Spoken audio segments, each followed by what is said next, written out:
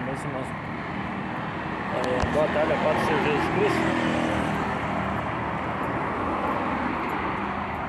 Vou fazer uma reflexão aqui enquanto eu estou andando.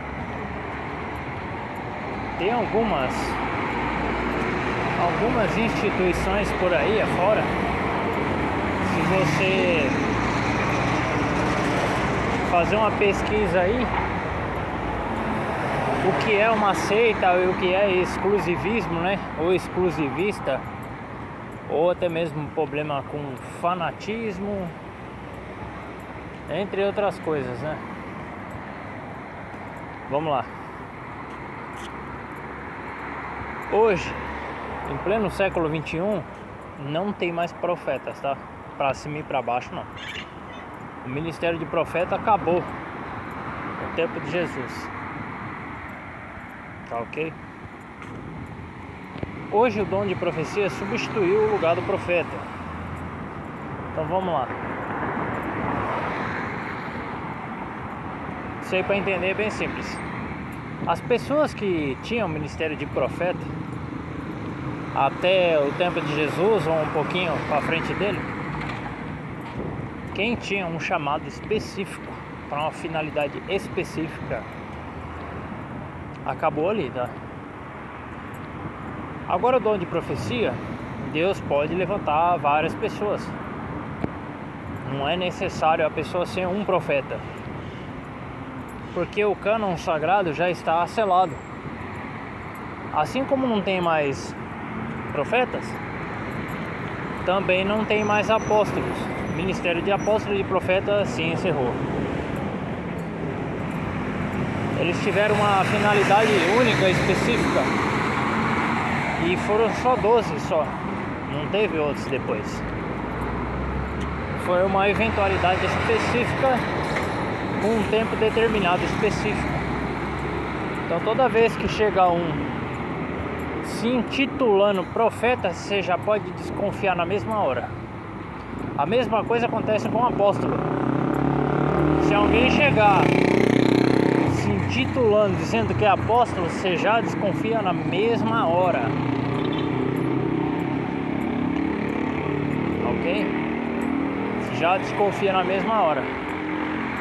Agora vamos lá, nós sabemos que há uns tempos atrás aí um tal de Joseph Smith, Ellen White, todos esses camaradas aí, né, entre outros que se levantou na história aí do cristianismo,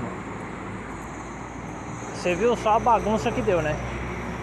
Infelizmente eu tenho que falar uma verdade aqui, eu sei que vai doer, né, mas é para o próprio bem. Tem algumas instituições que não são igrejas do Senhor Jesus Cristo, tá? Que fique bem claro isso aí, tá bom? Fique bem claro isso aqui. Testemunha de Jeová, Mormon, Adventismo, Catolicismo Romano não são evangélicos, tá bom? Mas você vê a contradição feia, né? Que dá com as escrituras. Primeiro, a Bíblia diz assim, ó, que se vier um anjo do céu, até mesmo uma pessoa, pregar um evangelho diferente do que está num cânon sagrado, que é a Bíblia, a palavra de Deus, não é para receber. É considerado anátema, deve ser amaldiçoado e descartado imediatamente. Eu sei que dói falar a verdade, dói, né? Mas enfim, né? Então você tem que tomar um cuidado aí. Se o lugar que você está congregando falar que a salvação está só ali, eu já te recomendo você deixar este local e procurar uma igreja cristocêntrica, né? Uma instituição bíblica. E outro detalhe, quando for procurar uma outra instituição, vá para olhar para Cristo, que se for olhar para as pessoas, você vai se frustrar, você vai se decepcionar e pode acontecer o risco de você se afastar de Cristo. A palavra de Deus é a única fonte segura. Se a pessoa está com dúvida, eu oriento a pessoa a conversar com Deus em oração. O Espírito Santo de Deus está aí para isso, gente. Primeiro, que a salvação está em Cristo. não na placa. A placa é só um nome, um título, tá? De uma instituição, uma denominação. Eu até entendo porque que todas as denominações não se juntam em uma só, porque em algum ponto deve ter tido uma discordância ali e tal, etc. Agora, se a pessoa fundou a instituição direcionada por Deus, aí tudo bem. Desde que não crie novas doutrinas, novas regras, novos costumes. O que importa é a palavra de Deus. Acabou. Ponto final. Passou das escrituras. Vamos lá. 4 pilares principais do Evangelho. Primeiro, Deus, Jesus, o Espírito Santo e as Escrituras. Esses são os 4 pilares fundamentais. Passou disso aí é procedência maligna. Passou desses 4 pilares aí, acabou. Vamos lá. Doutrina bíblica, salvação. Queda, redenção, arrependimento, perdão, amor, misericórdia, fruto do Espírito Santo. Sangue de Cristo, Jesus como cristocêntrico, né? Sobre a questão de vestimenta, comportamento, a Igreja do Senhor Jesus Cristo na sociedade do mundo caído. Essas são as doutrinas fundamentais das Escrituras, tá? Não é da placa da instituição não, tá bom? Tá dando pra clarear aí, né? Se passar desses pontos que eu falei, entre outros, que é os ensinamentos dos apóstolos, as cartas direcionadas às instituições que servem hoje, se passar desses pontos aí, já deixou de ser igreja já há muito tempo. Tomar cuidado com as heresias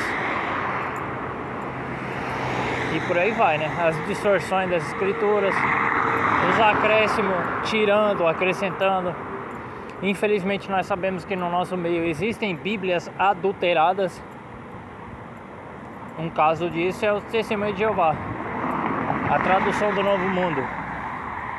Olha lá no Evangelho de João, capítulo 1, para você ver o que eles fizeram. Aquilo ali, se não haver arrependimento, o que você acha que vai acontecer com essa classe de pessoas?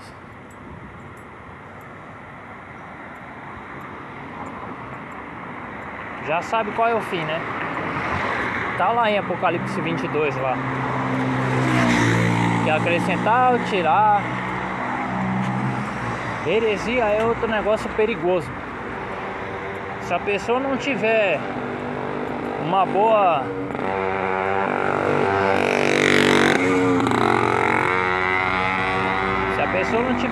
leitura, se não tiver comunhão com Deus, não tiver discernimento das coisas, não analisar tudo aquilo que está sendo pregado, tudo que está sendo falado a respeito das escrituras, vira uma presa fácil para o inimigo trabalhar. Porque o problema da religião é que a religião ela acaba colocando um fardo muito pesado em cima das pessoas, às vezes proibindo a abstinência de alimentos, às vezes proibindo o casamento, pregando sábado por aí e por aí vai, né? Que nem um caso é o dos adventistas, só prega 10 mandamentos. E Ellen White e os livros. Só que se você for fazer uma pesquisa sobre as heresias do adventismo, você vai encontrar tanto registro colocando Miguel como Jesus, sem fundamento bíblico, usando textos isolados sobre a questão do sábado no Novo Testamento para dizer que os demais são transgressores da lei de Deus. Você já começa a observar por aí, né? Ellen White escreveu lá que santificar o sábado importa em salvação eterna. Não tem base bíblica nenhuma. Não leu Romanos 14, de 1 a 6. Não leu Gálatas 4, 9 até o 11. Não leu Colossenses 2, principalmente Colossenses 2. Se você for analisar o título em cima do versículo 4 de Colossenses 2, vai estar escrito lá assim, ó: advertência acerca das falsas doutrinas. O sábado e a lua nova aparecem no verso de número 16. E embaixo, nos 3 versículos finais, você vai ver escrito lá assim, ó: as quais todas parecem pelos preceitos e doutrina dos homens. E mais um pouquinho embaixo vai estar assim lá: tem porventura alguma aparência de sabedoria em devoção voluntária e disciplina do corpo, mas não é de valor algum. Por quê? Porque o sábado foi abolido. Foi dado para uma nação específica, não foi dado para todos. Por isso que está lá em 2 Coríntios 3, né, o verso 14, principalmente, entre o verso 13 e o 14. Mas seus sentidos foram endurecidos, porque até hoje está por levantar a lição do Velho Testamento, ao qual foi por Cristo abolido. Uma parte da lei foi abolida e a outra ficou. Vamos lá. Quando a pessoa aceita Cristo Jesus, a lei para ela acaba. Por quê? Porque ela se converteu, largou os pecados, parou de praticar os pecados que ferem os princípios bíblicos, que é adultério, matar, roubar, falso testemunho, entre outras coisas, né? Cobiça, banalizar o nome de Deus, né? Tomar o nome de Deus em vão, honrar pai e mãe e por aí vai. Todas essas citações estão espalhadas aleatórias dentro do Novo Testamento. Então você já observa que parte da lei ela foi abolida, deixou de existir, e a outra ficou para apontar o pecado.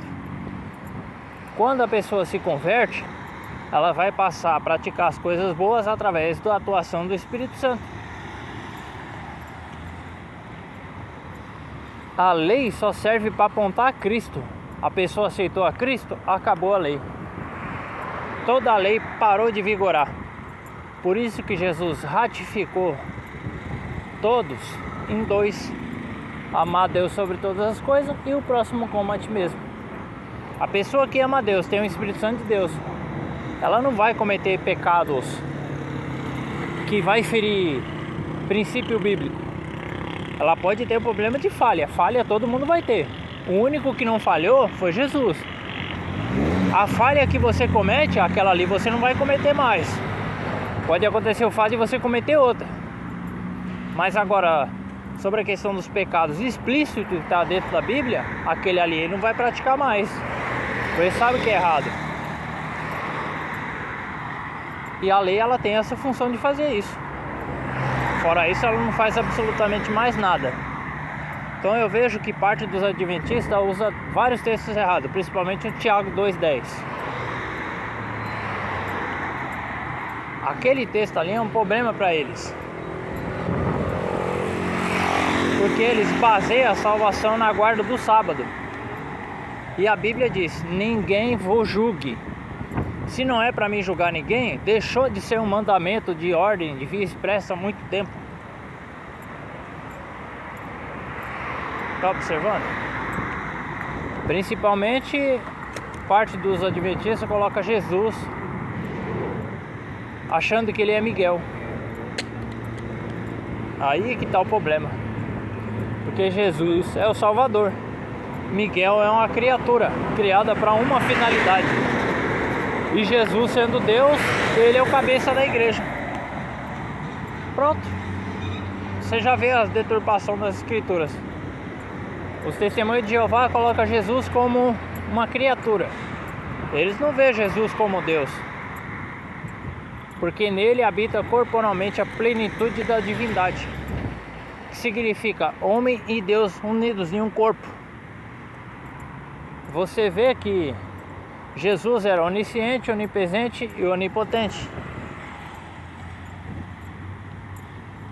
porque ele tem a capacidade de prever o passado, presente e futuro. E os testemunhos de Jeová negam isso aí, porque Jesus ele tinha poder para perdoar pecados, um atributo divino que Deus tem.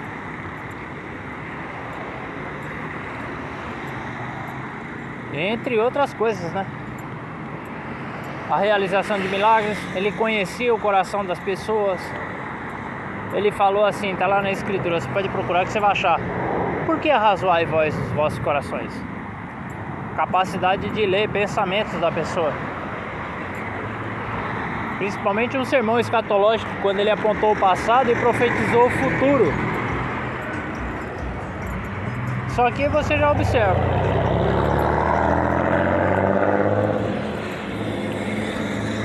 O catolicismo romano também tem as suas heresias bem complicadas. Eles falam que ali é a única igreja que teve presente em Pentecoste. Primeiro que a igreja não nasceu de Roma, não. Nasceu de uma quantidade de judeus. A salvação veio do judaísmo. Outra, eles falam que Pedro foi papa. E para ser papa não pode casar. Só que a Bíblia me prova o contrário. Pedro era casado. Lembra daquele registro que Jesus entrou na casa de Pedro e encontrou a sogra de Pedro enfermo? Você já observa que Pedro era casado. Pedro não foi papa, ele foi apóstolo. E outra, Maria não morreu virgem, porque Jesus nasceu. Jesus saiu por onde? E Maria também teve outros filhos. Pode procurar na Bíblia que você vai achar. Não é este aí o filho do carpinteiro? Não é seu irmão José, João e as suas irmãs? Você já observa aí, né? Maria não morreu virgem. Só existem 3 pessoas dentro das escrituras: Pai, Filho e Espírito Santo. Passou disso é heresia, procedência maligna. Tá vendo como é que é importante você conhecer as escrituras? Tá vendo como é que é fácil para derrubar essas heresias? Essas distorções?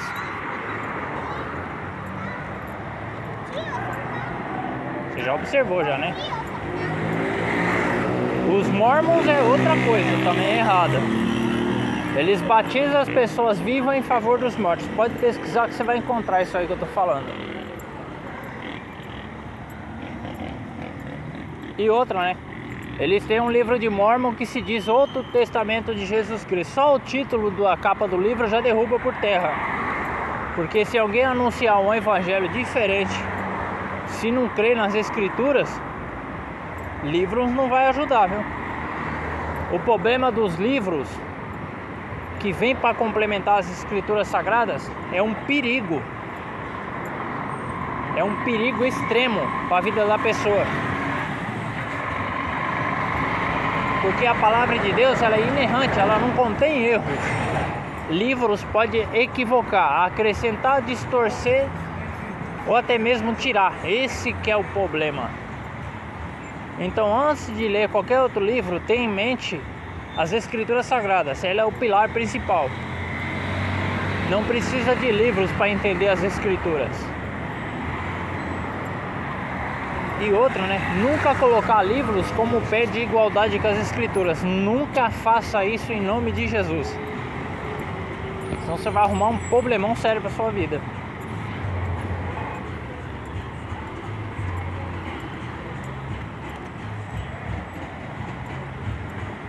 Então deve tomar uns cuidados extremos isso aí. Espiritismo também é outro engano. Porque uns creem que Jesus foi um espírito evoluído. Jesus foi muito mais que isso, só aí já caiu por terra. Porque Jesus era o Filho de Deus e o próprio Deus encarnado aqui nessa terra. Ah, Luiz, é difícil entender a Santíssima Trindade. É um Deus que consiste em 3 pessoas distintas. Como é que eu sei disso nas Escrituras?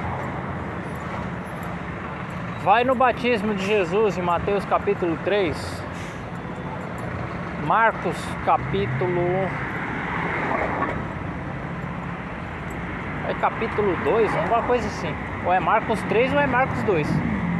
E Evangelho de João, capítulo 1, 31, 32 e 33. Pega os 4 evangelhos. Você vai ver lá que Jesus sendo batizado da água, ele saiu, uma voz veio do céu e o Espírito Santo repousou sobre Jesus. Então você já observa que Deus está no céu, Jesus tinha acabado de ser batizado e uma voz veio lá de cima. Aí você já vê as 3 pessoas. E outra, Jesus também recebe adoração. Um outro atributo divino de que Jesus é Deus também. Quando Jesus estava na terra, tem um texto de Filipenses 2,6 que diz assim, ó: e sendo em forma de Deus, não teve por usurpação ser igual a Deus, ou seja, se colocar acima de Deus. Mas isso não quer dizer que Jesus não seja Deus. Porque se você ler o Evangelho de João capítulo 1, você vai ver lá no texto. E no princípio era Deus, e o verbo estava com Deus, e o verbo era Deus. Aí está falando da encarnação de Jesus. Pronto. Você vai encontrar Jesus sendo adorado pelos discípulos, sendo adorado pela mulher, ele perdoando pecados, realizando sinais, profetizando o futuro, falando do passado, conhecendo as histórias da vida das pessoas, lendo pensamentos. E agora? Será que Jesus era só um espírito evoluído? Na questão do Allan Kardec?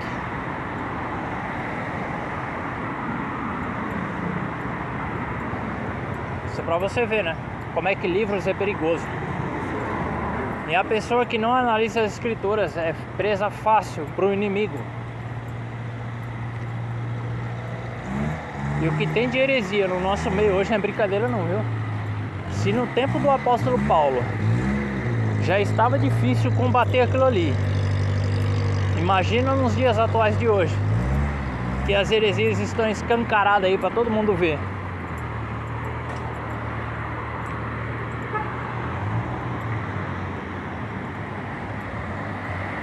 Principalmente a Universal também. É outra que prega muita heresia através do Macedo, né? Me perdoa que não dá pra chamar de bispo não, sinto muito. Desculpa, se quiser discordar, fica à vontade. Não tô aqui pra ficar alisando a cabeça de ninguém, viu? Edir Macedo falou que as crianças são geradas como ratos. Aí ele complica mais ainda a situação dele. Porque ele fala assim, ó: ah, foi Deus que te deu criança uma ova. Os filhos são herança do Senhor. Você já observa que a pessoa não conhece nada da Bíblia. Falar o tamanho de uma besteira dessa, uma pessoa que se diz servo de Deus, principalmente o que aconteceu aí com o pastor do ministério deles aí. Você vê a declaração que o Macedo fez? Aquilo ali é fala de gente cristão? Desculpa, uma pessoa dessa não é homem de Deus não, mano. Quando a pessoa pede um casamento para Deus, não é para ter uma família, para ter as criancinhas, para poder brincar? Não é Deus que concebe? Lembra de Ana e Penina? Ana foi humilhada até o momento que ela pediu para Deus um filho e Deus concebeu no ventre dela. É Deus que dá, você já observa, né?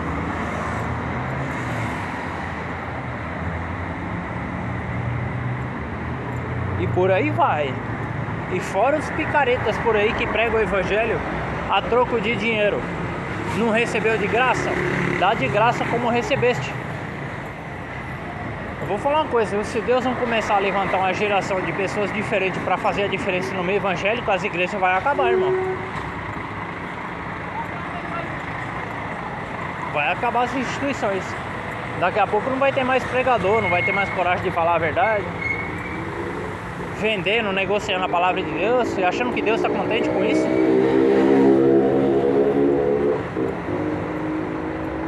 Isso é pra você ver.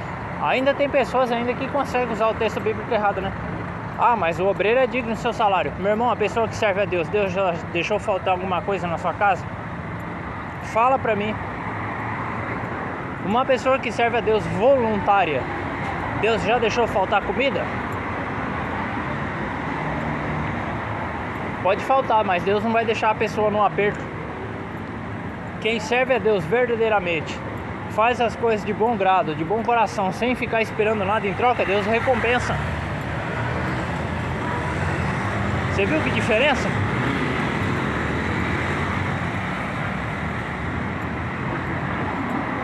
Sempre você vê, né, como é que tá banalizado.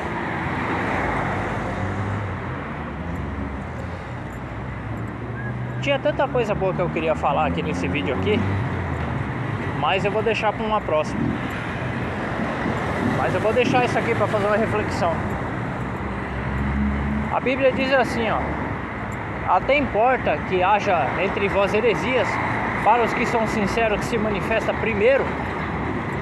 A pessoa que conhece essa doutrina não se deixa ser enganado e ser levado por fábulas de genealogias de velhas caducas profanas. Porque a pessoa, quando vai pregar, isso aqui que eu vou falar é forte, a pessoa quando vai pregar deve pedir orientação do Espírito Santo de Deus, porque é Ele que está cuidando da noiva do Senhor Jesus Cristo na ausência do Senhor, até a hora do arrebatamento acontecer.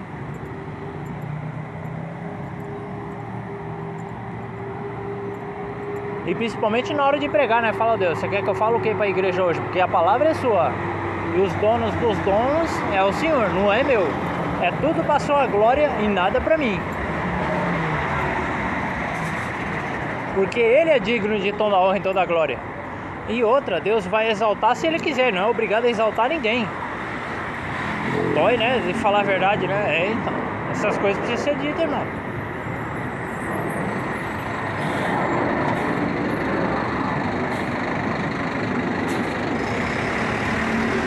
Tem muitas pessoas batendo no peito por aí falando: a igreja é minha, a igreja é do Senhor Jesus, foi Ele que morreu por ela, não foi você.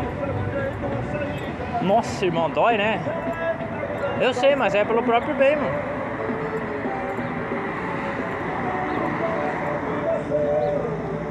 A pessoa deve parar para se atentar, vai falar: meu, será que realmente Jesus está na minha vida, hein? E outra coisa, né? Quando for estudar teologia, você tem que ter em mente o seguinte: você está fazendo teologia para qual finalidade? É para o crescimento espiritual da vida das pessoas? Ou é para ficar rotando conhecimento para cima de todo mundo? Faz tanta teologia para qual finalidade? É para ajudar a combater as heresias? Ou é para ficar rotando a arrogância? Ou para pregar a ideia própria? Não é que eu sou contra a teologia, não. Não, vai lá, faz teologia sim. Mas desde que tenha em mente o seguinte: eu vou fazer teologia porque eu quero servir ao Senhor. Opa, Deus vai receber, com certeza.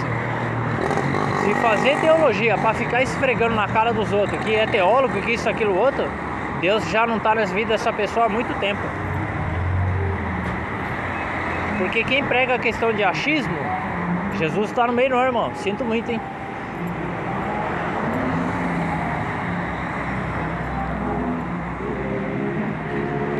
Amém? Eu vou encerrar por aqui, mas depois a gente volta mais aí para falar das grandezas de Deus, falar das verdades. E é isso.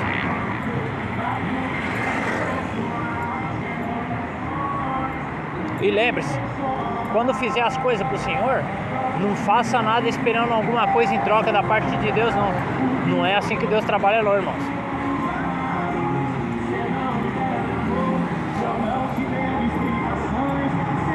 E se a pessoa está recebendo um salário para cuidar da obra do Senhor, faça as coisas com dedicação e carinho para Deus, que no final vai dar tudo certo. Se estiver trabalhando com o Evangelho, recebendo salário para ficar fazendo coisa errada, eu tenho uma advertência para te dar: cuidado, viu? Porque cedo ou tarde Deus arranca a máscara. Por isso que os escândalos acontecem no meio do povo de Deus. É para Deus mostrar muitas vezes que quando o homem quer colocar a mão naquilo que não pertence a ele, Deus arranca a capa e mostra quem realmente cada um é. É assim que Deus desmascara as pessoas falsas, para dar oportunidade de arrependimento, para ele reconhecer que estava errado, para ver se ele se conserta. É assim que Deus trabalha, irmão. Fica na santa paz do Senhor Jesus Cristo.